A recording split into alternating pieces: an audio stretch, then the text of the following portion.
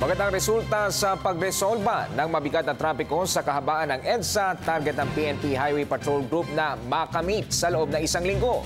Si Alvin Baltasar sa detalye.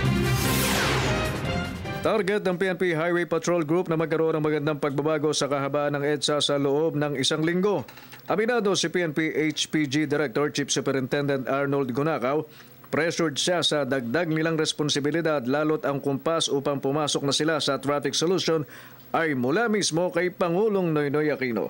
Para nga kay Gunakaw, mas malaking hamon sa kanya ang mapatino ang traffic sa EDSA kaysa ang magabol at tugisin ang mga carnappers. We need result next week. So next week, dapat next week may result na. Yun ang pressure. Hindi talagang siya marching order na gano'n, sir? Within a week, dapat maramdaman na yung resulta na ginagawa natin.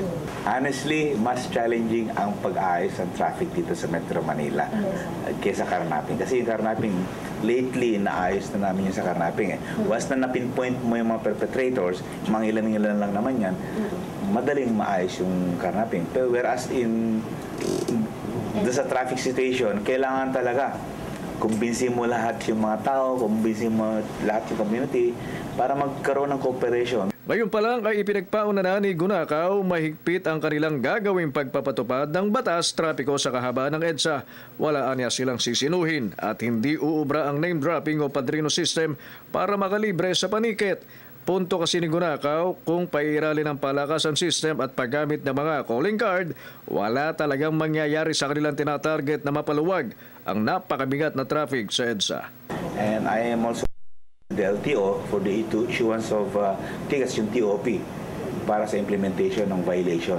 76 na pwersa ng PNP HPG ang ipakakalat sa EDSA simula sa Lunes, pero may ayudaan yang magmumula sa National Capital Region Police Office.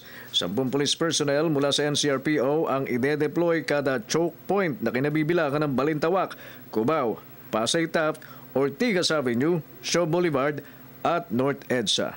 Para sa Telebisyon ng Bayan, Alvin Baltasar.